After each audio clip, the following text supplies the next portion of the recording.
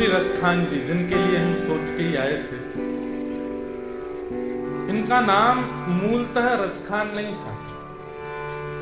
एक तो ये मुस्लिम थे और फिर ब्रज में आकर के इन्होंने ऐसी प्रेम निष्ठ भक्ति की कि लोगों ने इनका ब्रज में नाम रख दिया रस की जो खान है। खान जानते हैं, रस का जो भंडार है, रस की जो खदान है, रस का जो समूह है, उनका नाम रख दिया रस खान। मूलतः इनका नाम सैयद इब्राहिम नाम इनका था और परिवार के लोग इनको मोमिन कहते थे। ठाकुर जी जाति नहीं देखते, बिरादरी नहीं देखते, देश नहीं देखते, रूप नहीं देखते, रंग नहीं देखते। हम सब देखते हैं, हम मानव लोग सब देखते हैं, पर ठाकुर जी नहीं देखते। और ठाकुर जी अगर ये देखने लगे तो वो जगन्नाथ कैसे?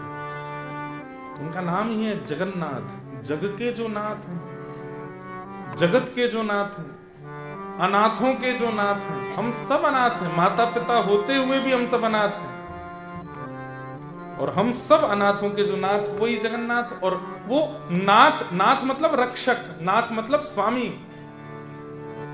नाथ मतलब हमारी हर स्थिति में हमारे संग रहने वाला।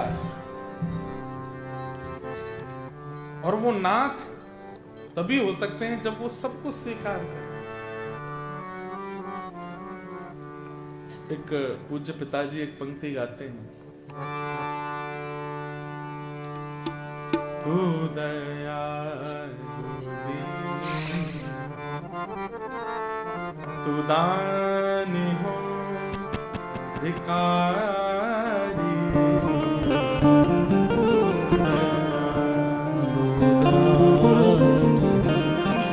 तू दानी हो भिखारी,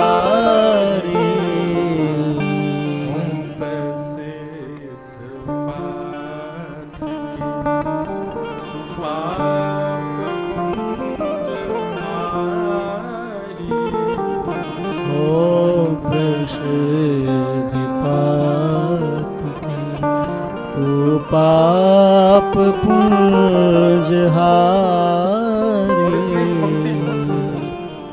नाथ तू अनाथ को अनाथ,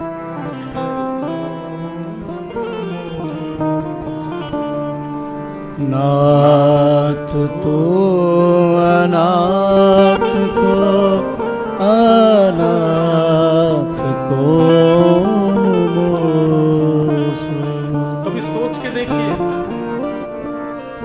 आपका कोई है?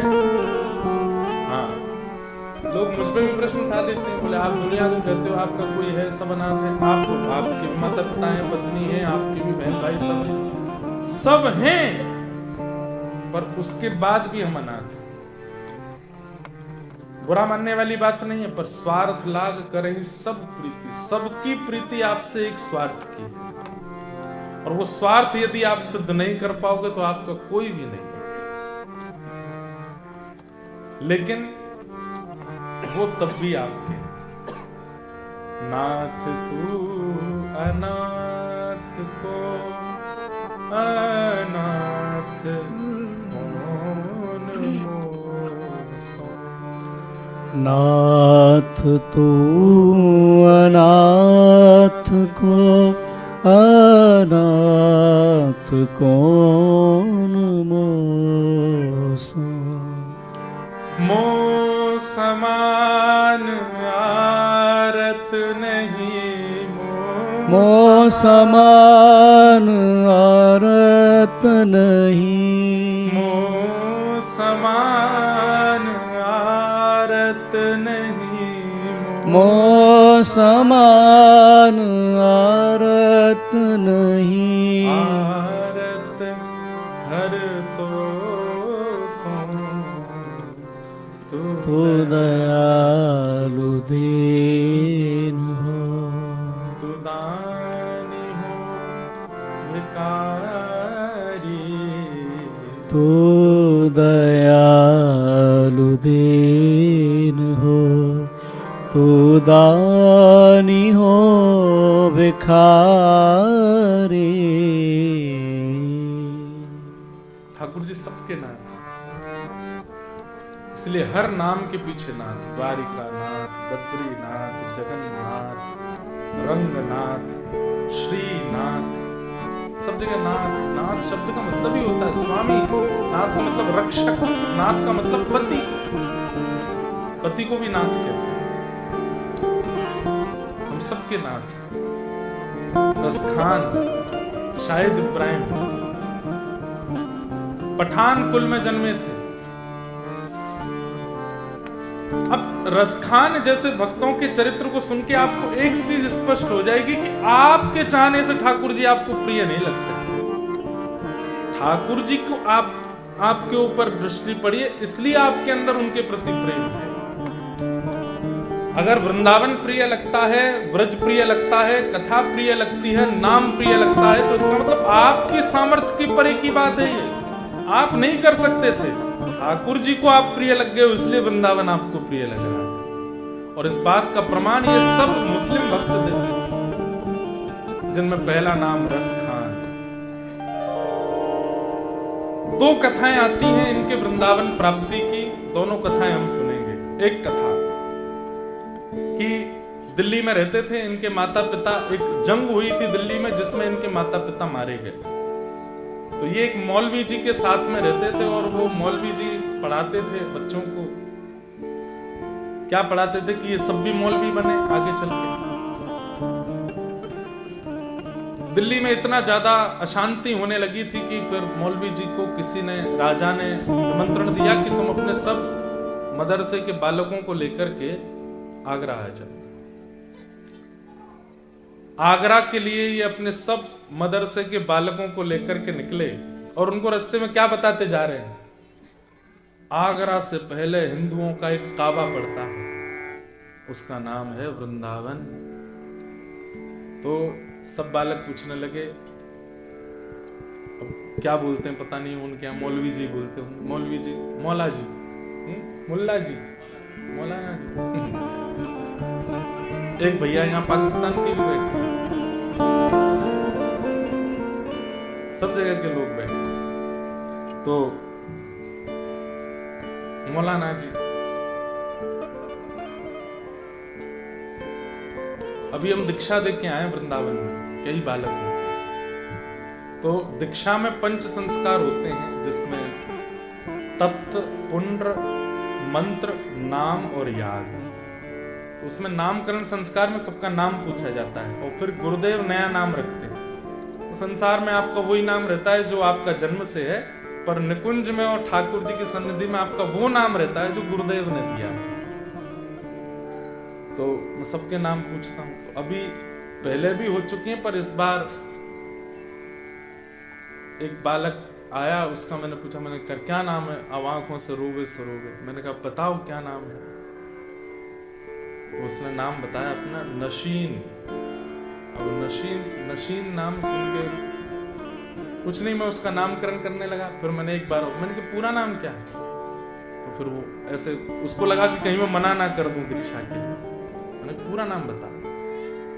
तो फिर उसने नशीन हुसैन करके अपना नाम। मैंने कहा कहाँ से हो आप? बोले आप दीक्षा दे दीजिए, फिर मैं सब बता दूंगा। फिर मैंने दीक्षा दी। बंगाल से आए थे, पहले भी कई बालक, मुस्लिम बालक ले चुके हैं वैष्णव दीक्षा। मैंने कहा भाई तुमसे हमको कुछ और नहीं, बस खान पान की शुद्धि रखना, मांस मदिरा आदि इन सबका सेवन मत करना।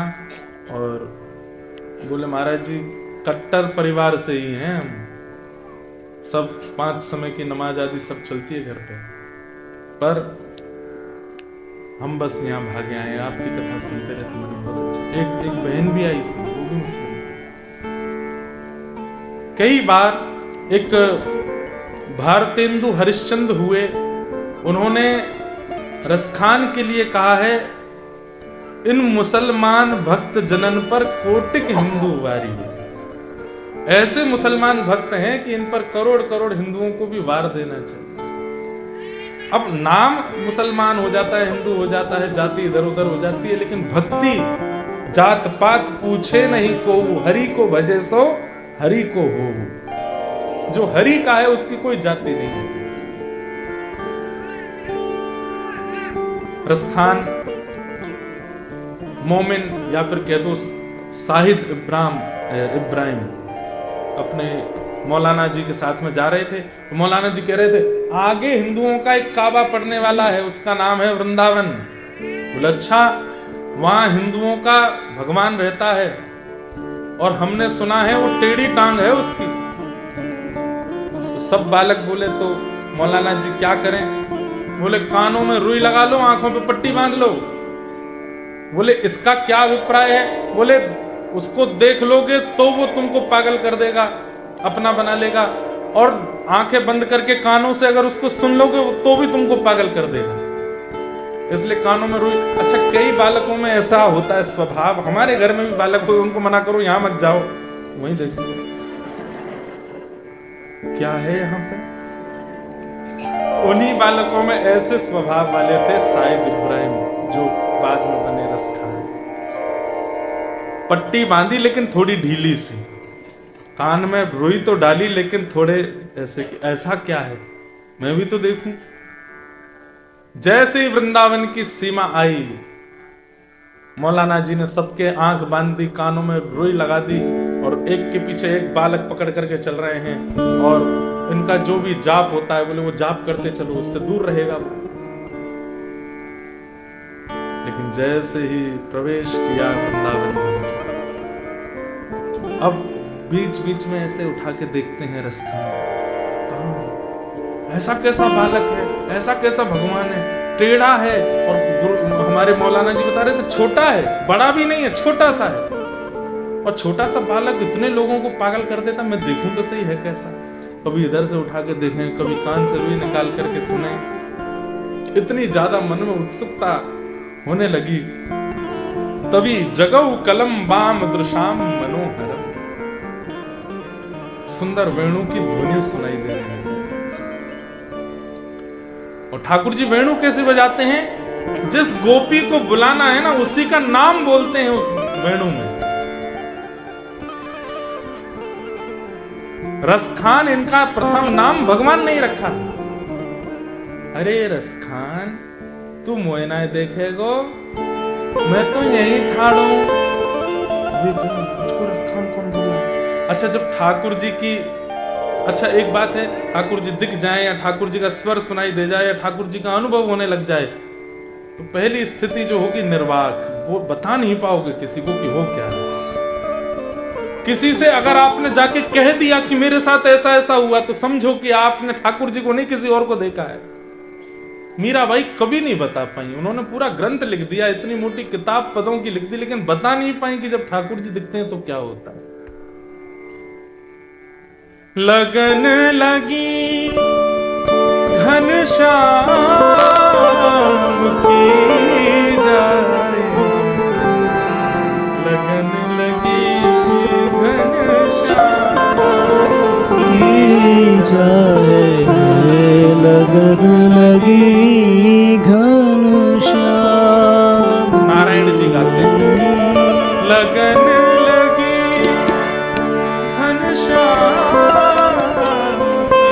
की जाए, लगन लगी घनश्याम की जाए, लगन लगी घनश्याम की।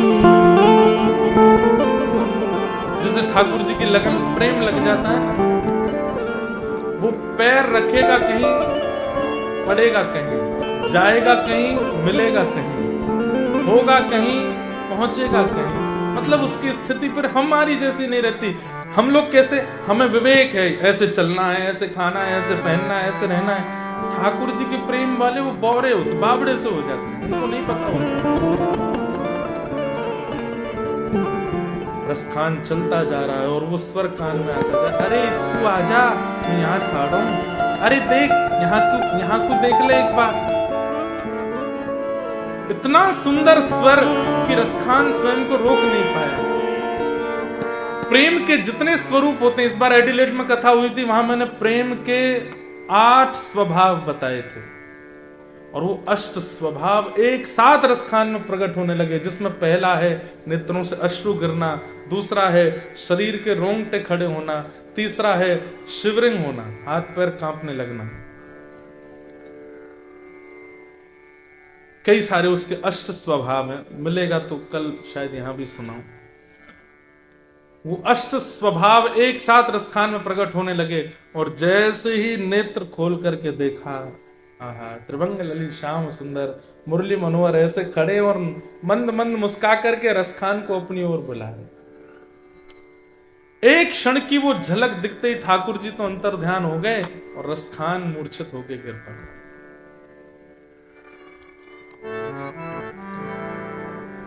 यहां मौलाना जी सब बालकों को लेकर के गए, और जैसे ही वृंदावन की सीमा पार हुई, बोले खतरा टल गया, पट्टियां खोल लो, रुई निकाल लो।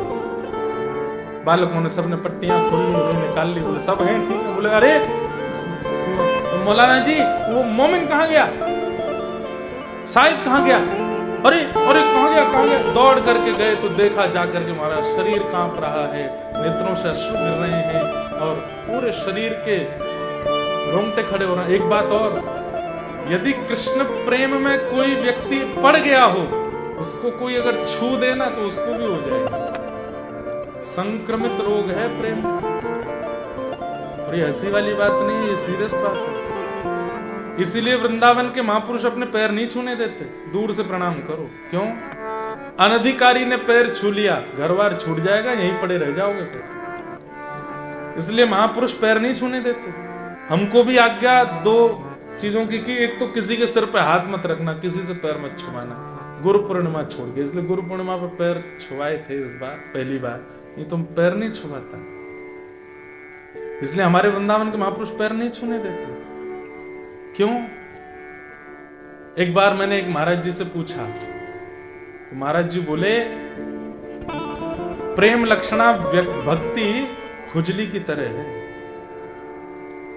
खुजली कैसी होती है? एक को होती रहती है, अगर दूसरा उसको छू दे तो उसको भी हो जाती है, और खुजाने में बहुत आनंद आता है। उस प्रेम में उसी को आनंद आता है जो कृष्ण प्रेम में है, दूसरे को नहीं पता होता, लेकिन दूसरे के स्पर्श से वो रोग लग जाता है। मौलाना जी ने तुरंत बालक को छूना नहीं, इसको छूना नहीं।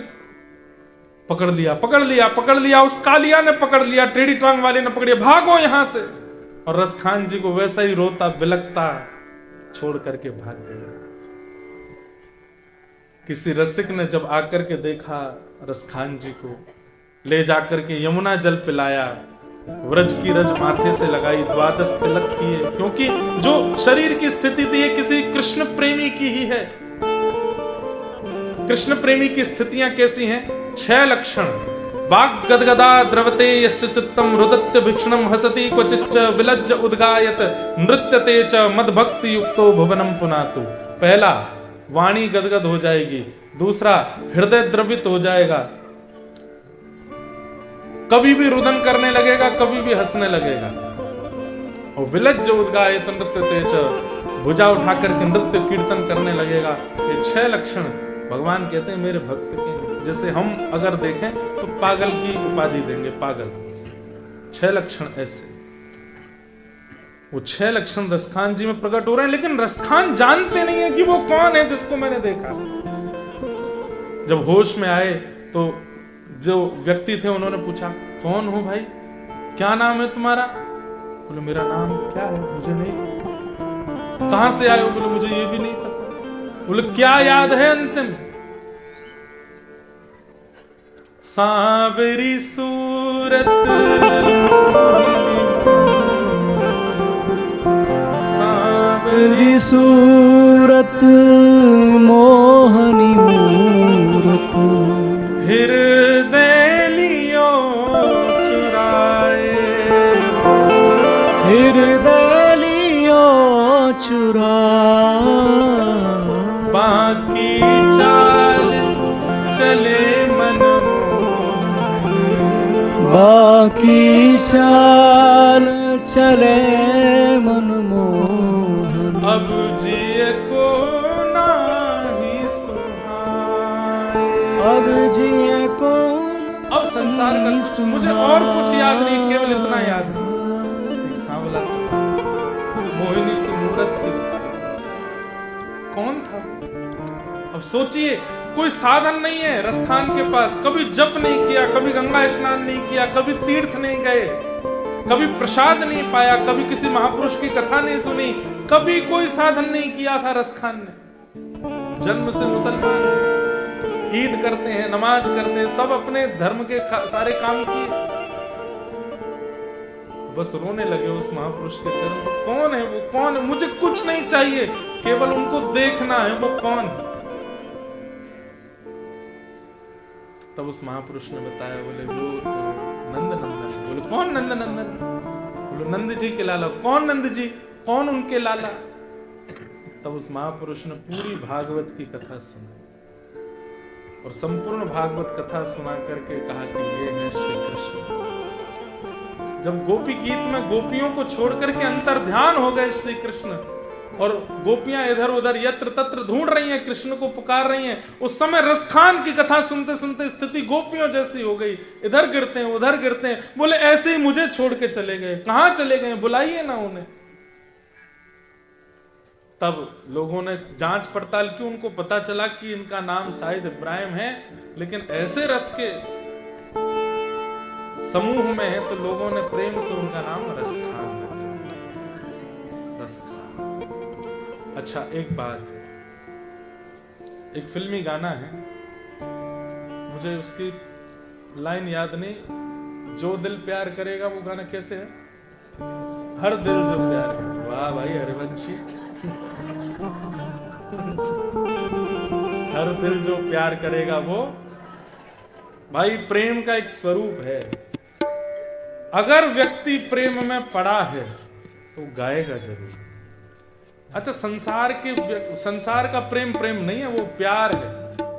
वो किसी वस्तु से अटैचमेंट है, स्वरूप से होगा, रूप से होगा, शरीर से होगा, बातों से होगा, वो एक अटैचमेंट है। उसमें गायन पुराने गाए हुओं का ही गा देता है व्यक्ति, पुराने सिंगरों के ही गाने गाता है, लेकिन कृष्ण प्रेम में जब पड़ जाता है तो अपनी रचनाएं गाता है। और तब रसखान ने गाना प्रारंभ किया। क्या गाते हैं रसखान? गाइएगा सब मेरे साथ रसखान के सुंदर भाव।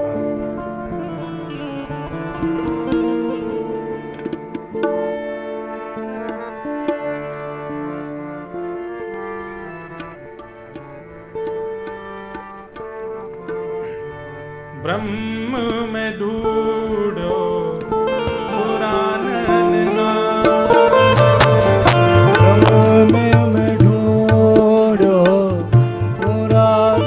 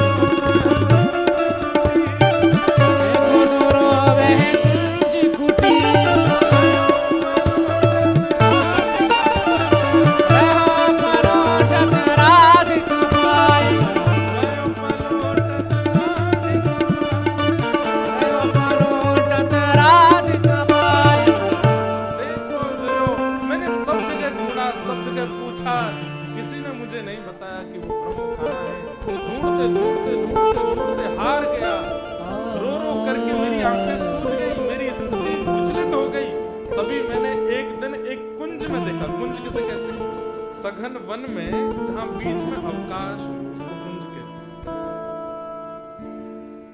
सघन कुंज में मेरी दृष्टि पड़ी तब मैंने क्या देखा, रत्न सिंहासन पर आहा अनन्य चूड़ामणि श्री राधिका जी विराजमान थी और उनके चरणों में सिर झुका करके श्याम सुंदर बैठे। मैंने वहां देखा। क्या संकेत करना चाहते हैं रसखान? तुम कितने भी साधन कर लो पर श्याम सुंदर तो श्री जी को नाम भजवे से ही मिलेंगे, किशोरी जी को नाम भजवे से ही मिलेंगे। श्री राधा श्री राधा श्री राधा जपवे सो ही मिलेंगे। देखो दुरो वह कुंज कुटीर में रयो पलोटत राधिका। बस यहां दर्शन हुआ श्री रसखान जी को। पहला दर्शन तो हो ही चुका था, दूसरी बार यहां दिखे। इसके बाद रसखान जी को अब संसार नहीं सुहाता। रसखान जी ने तब एक आचार्य से कहा कि मैं क्या करूं, अब मुझे श्याम सुंदर दिख गए हैं, अब मेरी स्थिति उसको मैं कैसे अपने वश में करूं, क्योंकि वह मैं अपने शरीर के गतिविधियों को वश नहीं कर पाता। तब कहा कि किसी भगवत प्राप्त और भगवत दर्शन कराने वाले महापुरुष की दीक्षा लो। तब श्री रसखान जी ने गोसाई श्री विठलनाथ जी से दीक्षा प्राप्त की, श्री वैष्णव ब्रह्म संबंध प्राप्त किया। ब्रह्म संबंध प्राप्त करने के बाद वही हुआ जो हर भक्त के साथ होता है, क्या? एकांत वासा। श्री रसखान जी गोकुल के पास भयंकर वन के भीतर यमुना जी के तट पर महावन में जाके रहे और वहीं रहकर के श्री रसखान जी ने ठाकुर जी की मधुर मधुर लीलाओं का दर्शन किया। एक बार गोस्वामी तुलसीदास जी महाराज का ब्रजमंडल में आगमन हुआ। दो तुलसीदास जी को जानते हैं सब? जानते हैं? रामचरितमानस की रचना की, हनुमान चालीसा की रचना की, कवितावली की रचना की। ऐसे श्री रसखान जी, श्री गोस्वामी तुलसीदास जी वो ब्रजमंडल आए। ब्रजमंडल में 5 संतों से मिले, रसिकों से मिले श्री तुलसीदास जी। उनमें से एक थे श्री रसखान। कैसे मिले? एक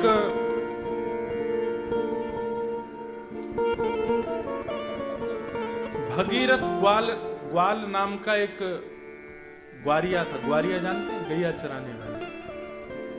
अच्छा, एक बात और पता चली आज हमको। आपकी न्यूजीलैंड की जनसंख्या है 53 लाख। कितनी है? 53 लाख।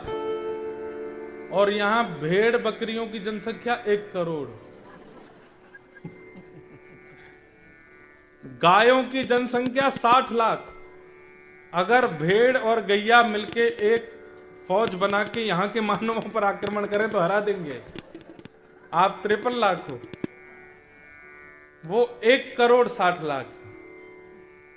लेकिन कितना अच्छा है, मानव कम है यहाँ। आप लोगों के लिए एक फायदे की बात है कि यहाँ आपका भजन बहुत अच्छा हो सकता है। वजन भी हो सकता है, भजन भी हो सकता है। भजन बहुत अच्छा बन सकता है। क्यों? क्योंकि शांति है। लेकिन दुर्भाग्य की एक बात है कि ये सब जो है ना, ये भोग नगरियां हैं, ये भोग देश है। यहाँ भोग बहुत इजी है। आंखों के, कानों के, नाक के, जीव के, त्वचा के जो भोगी वस्तु हैं वो बहुत इजीली यहां मिल जाते हैं। इसलिए भजन थोड़ा दिक्कत देता है। लेकिन भैया कमल कीचड़ में ही खिलता है। यहां अगर आपने रह के भजन कर लिया तो शायद आपको ठाकुर जी बहुत जल्दी मिल जाएंगे, क्योंकि इन भूमियों पर भोग बहुत सहज है। इसलिए यहाँ की शांति का फायदा उठाइए, यहाँ के वातावरण का फायदा उठाइए, यहाँ की जो पीस है, जो वातावरण है, उसका फायदा उठा करके भगवत भजन में लगो। तो गोस्वामी तुलसीदास जी महाराज ब्रजमंडल आए और ब्रजमंडल में एक भगीरथ ग्वारिया के यहाँ गोस्वामी तुलसीदास जी रहते थे, निवास कर रहे थे। बहुत सेवा करता था उनकी। उसी को गोस्वामी जी कहते थे कि भाई इस भक्त का दर्शन कराओ, वो लेके जाता था। गोस्वामी जी ने कहा भाई हमने एक यवन कुल के व्यक्ति के बारे में सुना है, वो यहीं रहता है। अच्छा, रसखान जी का विरोध भी बहुत करते थे, बहुत विरोध होता था। एक तो मंदिर में प्रवेश नहीं करने देते थे उनको, बाहर से ही दर्शन करते थे। और यदि वो कोई पद गाते, उनके पद को सुन के कोई समाज में गा देता तो समाज ही उठ जाते थे। किसका पद गा रहे हो? म्लेच्छ का पद गा रहे हो, यवन का पद गा रहे हो। अरे महाराज वो म्लेच्छ यवन बाद में, पहले देखिए ना कैसा भक्त है। अरे भक्ति भक्ति सब आडंबर है उसका। संसार बात बनाने में बहुत अच्छा, सबके ऊपर बना देते हैं, 2 मिनट लगती है। रसखान जी पर भी बहुत उनका विरोध बहुत होता था। गोस्वामी तुलसीदास जी महाराज ने एक यवन भगीरथ ग्वारिया से कहा कि मुझे उस यवन को मिलना है। वो कहाँ? बोले वो महावन पर एक टीला है। टीला कहते हैं मिट्टी का जो ऐसे पहाड़ जैसा छोटा सा खड़ा हो जाए, उसको टीला बोलते हैं। बोले उस पर वो रहते हैं, पूरे दिन रोते रहते हैं महाराज, यहीं पड़े रहते हैं। कोई भोजन दे जाए तो पा लेते हैं, नहीं तो कितने कितने दिन भूखे और केवल रोते रहते हैं। हे श्याम सुंदर, हे माधव, हे गोपाल, ऐसे ही कहते रहते हैं। गोस्वामी जी बोले मैं उनका दर्शन करने जाऊंगा और तुम मत चलना, मैं अकेले जाऊंगा। ग्वारिया लौट गया, गोस्वामी तुलसीदास जी पहुंचे।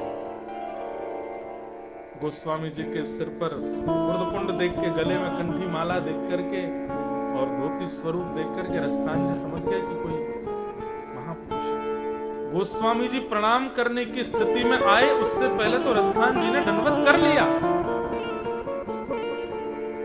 बोले महाराज ये सब मत करो, मैं इसका अधिकारी नहीं हूं, आप मुझे प्रणाम क्यों करने लग रहे थे? अरे रसखान, आप वो हैं जिनका रूप देख करके रस का संचार हो जाता है। कैसे हैं? बोले बिना ठाकुर जी के कैसे हैं? बिन जल मछली वैसे। रोने लगे, व्याकुल हो गए, गोस्वामी जी के चरण पकड़ दिए। बोले कि मुझे बताइए ना कि नाथ कब मिलेंगे। गोस्वामी जी बोले वो सब तो बात बाद की है, ये बताओ मैंने सुना है सालों से यहीं महावन के टीला पर पड़े हो, क्यों? बोले प्रतीक्षा करता हूं, मैंने सुना है कि गोकुल से ठाकुर जी गैया चराने जाते हैं तो यहीं महावन होके जाते हैं, प्रतीक्षा कर रहा हूं कि किसी दिन दिख जाए। तो गोस्वामी जी बोले सही सी बताना, दिखे कि नहीं दिखे? रसिक जो होते हैं ना बंधुओं, वो अपना अनुभव ज्यादा बताते नहीं है, वो छुपाते हैं। और रस बताने से रस घटता है, प्रेम बताने से प्रेम घटता है। टॉफी रैपर में है तो कोई चेंटी उसको नहीं खाती, लेकिन अगर रैपर हटा दिया जाए तो चेंटियों का झुंड लग जाता है। ऐसे ही भक्ति प्रेम, इसको जितना हो सके रैपर में छुपा करके रखो, नहीं तो संसार रूपी चेंटियां लग जाती हैं उसको। और हमारे साथ तो ये बहुत ज्यादा होता है, क्योंकि कथा करते हैं, कथा में कई अनुभव अपने निकल जाते हैं बोलते बोलते, और उसके कारण फिर अनुभव होने बंद हो जाते हैं। इसलिए किसी को अगर अनुभव होता है तो छुपाइए, बताओ। रसखान जी कुछ नहीं बोले, बस नीची नजर करके बैठे हैं। तुलसीदास जी बोले मुझे बता सकते हो, मैं भी अनुभव करता हूं, मुझसे कह सकते हो, देखा तुमने श्याम सुंदर को? जब मुख ऊपर किया तो आंखों से विरल अश्रुधार, नेत्र लाल पड़ गए थे रसखान जी के। बोले हाँ देखा। बोले कैसे देखा, जरा बताओ। तब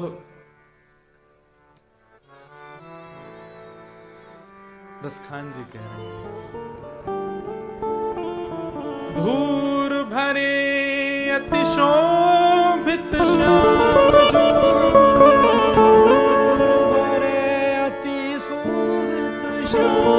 दर्शन करिएगा, नेत्र बंद करो, शब्दों को सुन के दर्शन करो। कैसा दर्शन श्री रसखान जी को हो रहा है?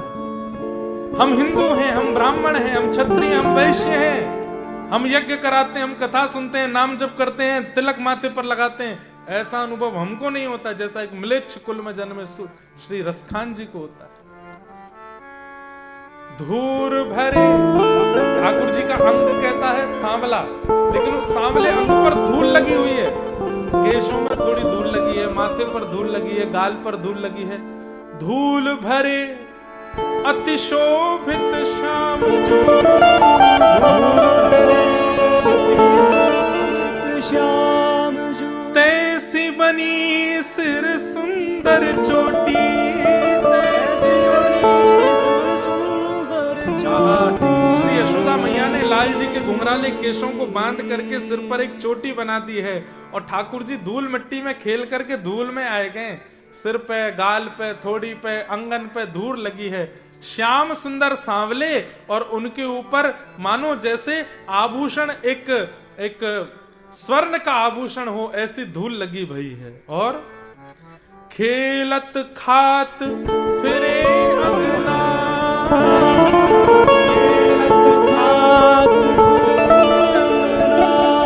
पग पे जनी बाजत पीर कठोरी,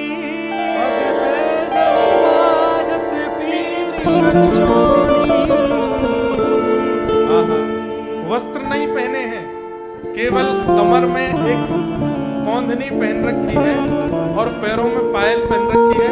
सिर पर केवल घुंघराले केशों के एक सुंदर चोटी बन रही है और निर्वस्त्र हैं लाल जी। अपने मोटे मोटे कदमन से कभी इधर जाके कुछ खाते हैं, कभी उधर जाके गिर जाते हैं, कभी खेलने लगते हैं, कभी नाचने लगते हैं।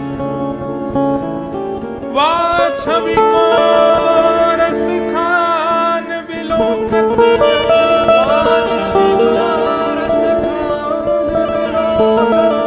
भारत काम कला निज कोटि, भारत काम कला। इस रूप का दर्शन करके श्री रसखान जी दूर से ही बलैया ले रहे हैं ठाकुर जी की। इतने सुंदर लग रहे हैं ठाकुर जी, इतने सुंदर लग रहे हैं। काग के भाग बड़े सजनी, काग के भाग बड़े सजनी, हरि हाथ सोले गयो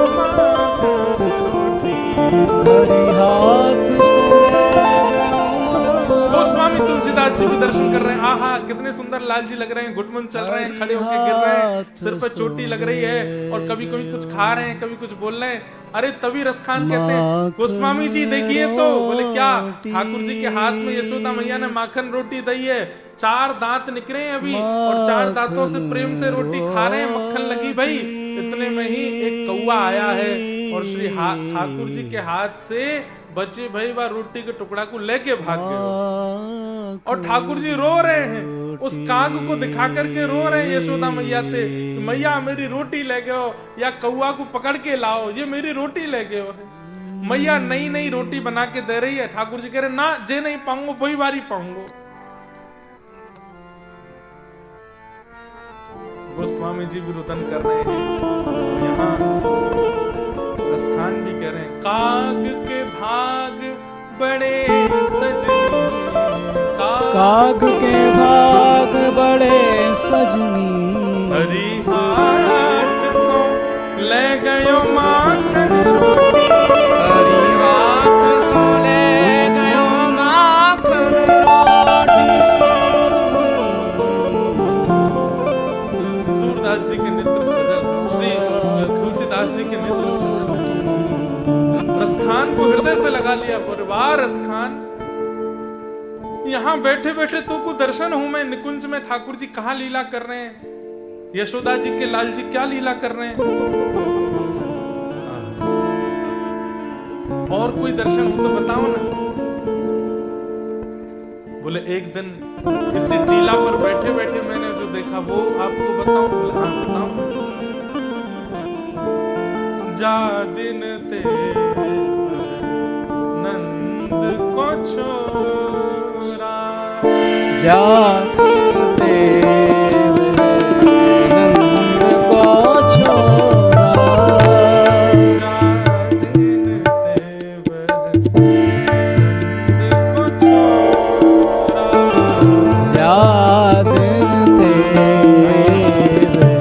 नंद को छोरा, चराए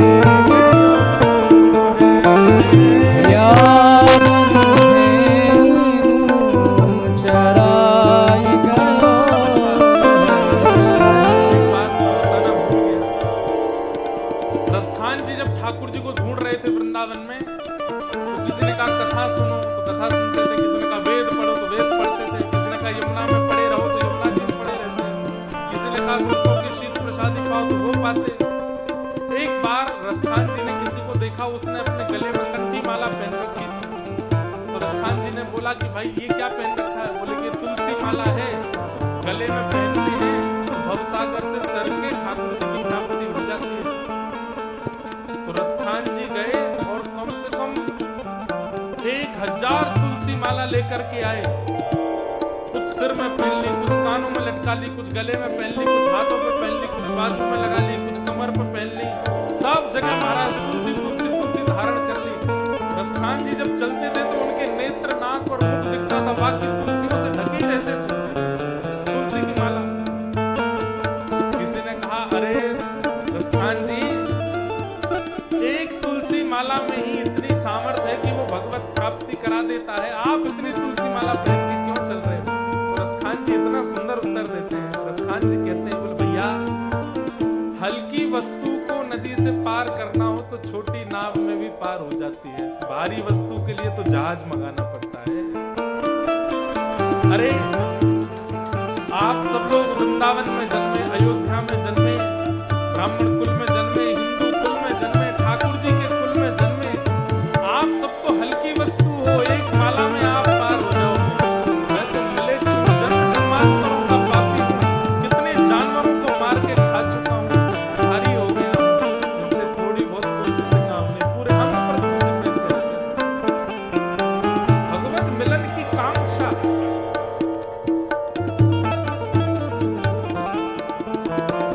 अच्छा, संसार में और भक्ति में एक अंतर है बंधु, बहुत ध्यान से सुनना। संसार में चाहने से कार्य पूरे नहीं होते, करने पड़ते हैं तब कार्य पूरे होते हैं।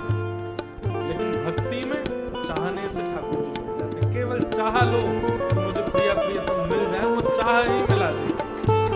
भक्ति में और संसार में ये अंतर है कि संसार में चाहने से नहीं, करना पड़ता है, लेकिन भक्ति में तो केवल चाह लो, हे श्याम सुंदर मुझे मिल जाइए, हे प्रिया प्रियतम मुझे मिल जाइए, ये चाह मन में प्रकट कर लो, कुछ मत करो, केवल चाह लो कि श्याम सुंदर मिल जाए, मिल जाएंगे, चाहने से मिल जाते हैं। रसखान बता रहे हैं, इस टीले पर इतने सालों से मैं क्यों पड़ा हूं? क्योंकि मुझे एक दिन यहाँ दिख गए थे। जा दिन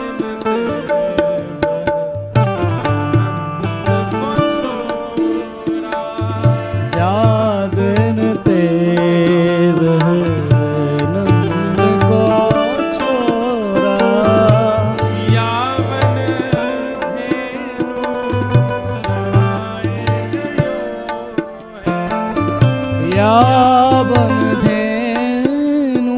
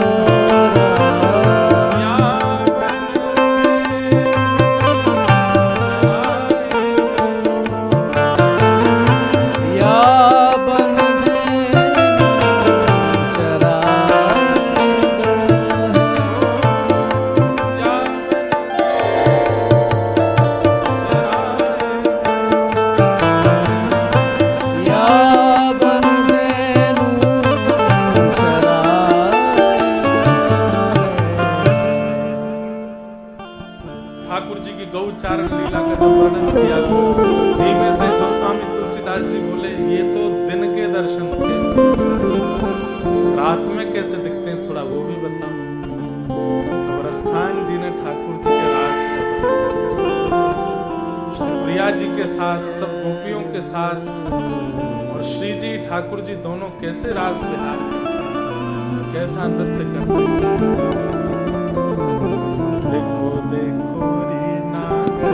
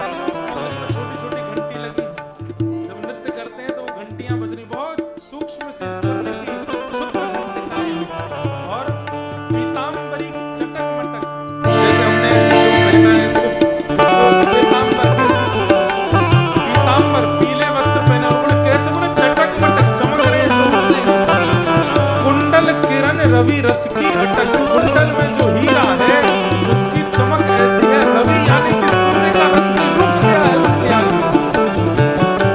कौन है ये? ओ देखो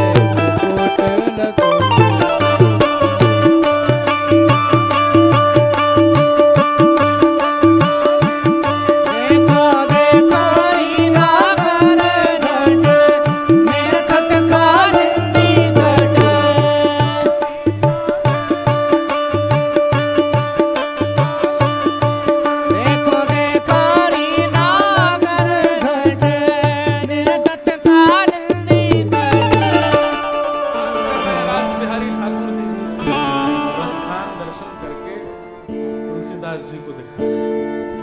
तुलसीदास जी गले से लगा लिया रसखान जी को। तब रसखान जी कहते हैं कि महाराज मुझसे तो बहुत कुछ सुन लिया आपने, और मैं तो गरीब हूं, मुझ पे तो कुछ था भी नहीं, आप तो बहुत अमीर हैं, आप भी कुछ सुनाओ। तो कहते हैं फिर गोस्वामी तुलसीदास जी ने अपनी स्वलिखित रचित रामचरितमानस रसखान जी को वहां सुनाई, 9 दिन बैठ करके सुनाई। और रसखान जी ने फिर सालों तक गुणगान गाए कृष्ण के और पाठ किया रामचरितमानस का। और उन्होंने यह भी बताया कि मानस जी के पाठ से मेरे चित्त में कृष्ण भक्ति प्रगाढ़ हुई। नित्य रामचरितमानस जी का पाठ करते थे। एक दिन वहीं टीला पर बैठे थे महावन के, रो रहे थे, नाथ कब आओगे। तभी देखा सुंदर गैया आ रही हैं, और ये महाराज इतना बड़ा मोर मुकुट धारण करके ठाकुर जी अपने कंधा को ऐसे लाठी पर टांगे और मधुर चाल चलते हुए आ रहे हैं। तभी क्या देखा कि पुष्प वर्षा हो रही थी। तो आपने ठाकुर जी को देखने के बाद तो भूल ही गए कि कहीं और देखें, लेकिन सोचे कि इतने सुंदर पुष्प वर्षा कौन रहा है। तभी आपने देखा एक झरोखे से श्री श्री जी किशोरी पुष्प वर्षण कर रही है, ठाकुर जी गैया चरा के लौट। आज किशोरी जी के दर्शन करके रसखान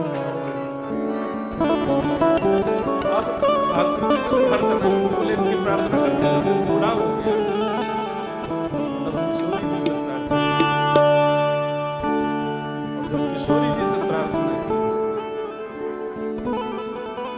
श्याम सुंदर की दृष्टि अब रसखान अरे बचपन में देखो इतना बूढ़ा है तू।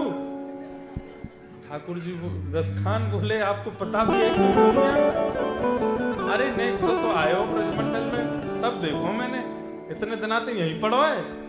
बोले जय जय अब कृपा कर। तब किशोरी जी और ठाकुर जी दोनों सम्मुख आए, रसखान का हाथ पकड़ करके सिर पर हाथ रखा, रसखान जी ने दंडवत प्रणाम किया, वहीं शरीर का त्याग करके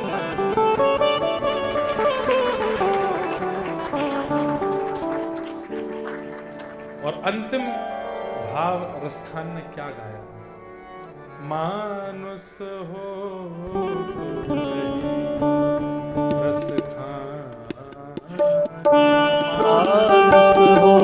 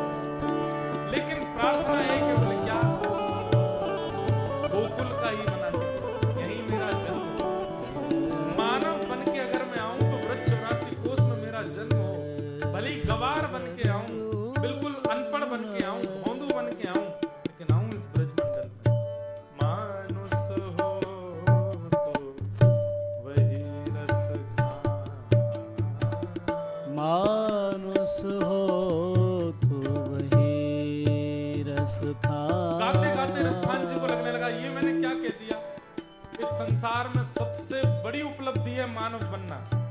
और मैं इतना योग्य तो नहीं कि मैं कह दूं कि मैं, अरे जब उद्धव जी ब्रज आके कह सकते हैं कि आशाम हो चरण रेणुजा श्याम हम श्याम वृंदावने किमपि गुलमल, तो टाइम क्या हो गया भैया? 4 मिनट है अभी।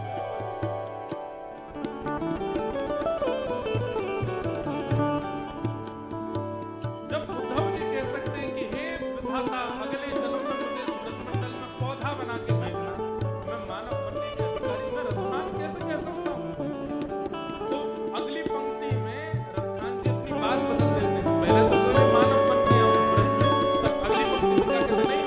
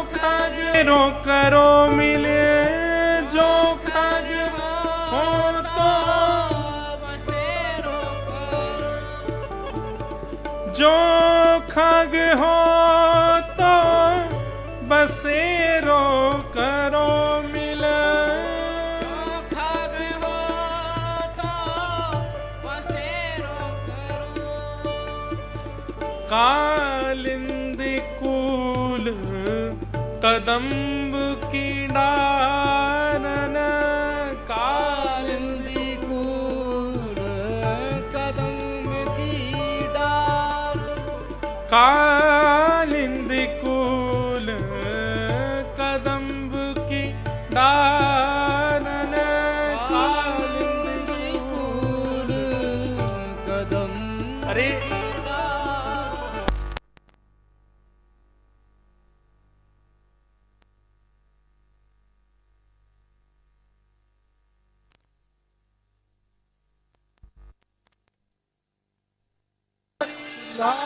की और श्री रसखान जी महाराज भगवत लीला में प्रविष्ट हो गए। ऐसे भक्त रसखान, जो कि अहमता और ममता दोनों से परे हुए, ठाकुर जी ने ऐसा सुख ऐसा आनंद दिया कि कुल नहीं है, जाति नहीं है, कुछ भी नहीं था, लेकिन फिर भी भगवत अमृत करके भगवत प्राप्ति करते। हमारे पास तो सब कुछ है, फिर भी हम प्राप्त नहीं कर पा रहे हैं। बस ऐसे रसखान जी को हम बार-बार प्रणाम करते हैं। एक लीला और है इनकी कथा की, पर अब समय हो गया है, इसलिए हम यही कथा को विश्राम देते हैं। आप सबका 2 मिनट ज्यादा ले लिया है हमने, हैं? 9 बजे से यहाँ प्रसाद की व्यवस्था सब लोगों के लिए है। अब आप सब लोग कल पुनः समय से पधार के अपना स्थान ग्रहण करें। कथा हमारे समय से ही होगी, लेकिन कभी कभी मैं जल्दी भी आ जाता हूँ, कभी कभी मेरा मन हो जाता है तो मैं जल्दी भी आ जाता हूँ। इसलिए जो समय बताया गया आप उसी पर ही आ जाइएगा। राधे राधे गोविंद।